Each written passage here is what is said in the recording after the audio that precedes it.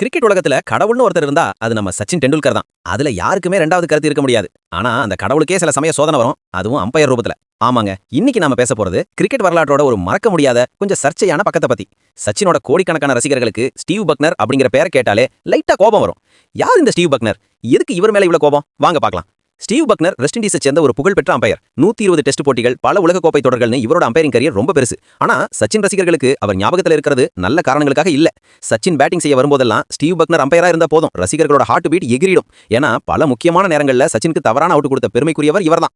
குறிப்பா சொல்லணும்னா 2003, 2004 காலகட்டத்துல நடந்த பார்டர் கவாஸ்கர் டிராஃபி ஆஸ்திரேலியாவில் நடந்த அந்த டெஸ்ட் மேட்சை யாராலையும் மறக்க முடியாது. ஆஸ்திரேலியா பவுலர் கில்லஸ்பி வீசின பந்து சச்சினோட பேட்ல படாம கால்ல பட்டுச்சு.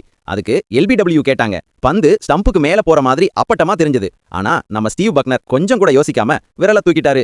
சச்சின் வெறும் 3 ரன்கள் எடுத்திருந்த நிலையில பெவிலியனுக்கு திரும்பினார். அன்னைக்கு அந்த அவுட்டை பார்த்து கோடிக்கணக்கான ரசிகர்கள் கொந்தளிச்சு போனாங்க. டிவில கமெண்ட்ரி சொல்லிக்கிட்டு இருந்த டோனி கிரேக் கூட இது என்ன முடிவு, பந்து எங்கேயோ போகுதுன்னு வெளிப்படையா விமர்சனம் செஞ்சார். இன்னைக்கு வரைக்கும் சோசியல் மீடியாவில் அந்த வீடியோவை போட்டு நெட்டிசன்கள் ஸ்டீவ் பக்னரை கலாய்க்கிறத பார்க்கலாம். இது ஒரு உதாரணம் தான். இந்த மாதிரி பல முறை நடந்திருக்கு. சச்சின் பல சதங்களை அடிக்க வேண்டிய வாய்ப்புகளை பக்னரோட தவறான முடிவுகளால இழந்திருக்காருன்னு சொன்னா அது மிகையாகாது. இந்த வீடியோ உங்களுக்கு பிடிச்சிருந்தா லைக் பண்ணி சப்போர்ட் பண்ணுங்க, சப்ஸ்கிரைப் பண்ணுங்க. நிறைய இன்ட்ரெஸ்டிங்கான food videos and health videos உங்களுக்காக காத்திருக்கு. ஆனா இதுல ஒரு சுவாரஸ்யமான விஷயம் என்ன தெரியுமா? கிரிக்கெட் விமர்சகர்கள் என்ன சொல்றாங்கன்னா, இப்போ நாம பயன்படுத்துற DRS, அதாவது டெசிஷன் ரிவ்யூ சிஸ்டம், இந்த டெக்னாலஜி உருவாகிறதுக்கு ஒரு முக்கிய அடித்தளம் போட்டதே ஸ்டீவ் பக்னரோட இந்த தவறான முடிவுகள் தானா. ஒரு வகையில பார்த்தா அவர் செஞ்ச தப்பால கிரிக்கெட்டுக்கு ஒரு பெரிய நல்லது நடந்திருக்கு. சச்சினுக்கு நடந்த அநியாயம் இனிமே எந்த வீரருக்கும் நடக்கக்கூடாதுன்னு தான் இந்த டெக்னாலஜியே வந்துச்சுன்னு சொல்றாங்க.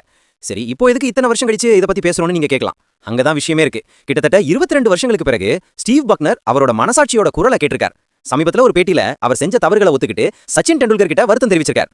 நான் என் வாழ்க்கையில செஞ்ச பெரிய தவறுகள்ல அதுவும் ஒண்ணுன்னு சொல்லியிருக்கார். சச்சினுக்கு நான் கொடுத்த சில முடிவுகள் தவறானவை, அதுக்காக நான் வருத்தப்படுறேன்னு சொல்லியிருக்கார்.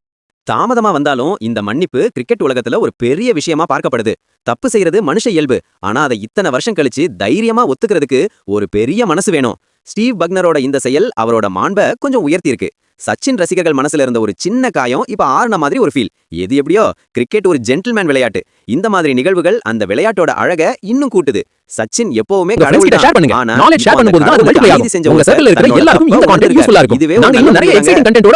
உங்க சப்போர்ட் இருந்தா நாங்க இன்னும் பெட்டர் வீடியோஸ் கொண்டு வர முடியும். டுகெதரா நாம ஒரு அமேசிங் கம்யூனிட்டி பில்ட் பண்ணலாம். அடுத்த வீடியோவில் மீண்டும் சந்திக்கலாம். அது வரைக்கும் சேஃபா இருங்க, ஹாப்பியா இருங்க. யூனிக் சொல்யூஷன் ஃபேமிலியிலே நீங்களும் ஒரு பார்ட். நன்றி நண்பர்களே.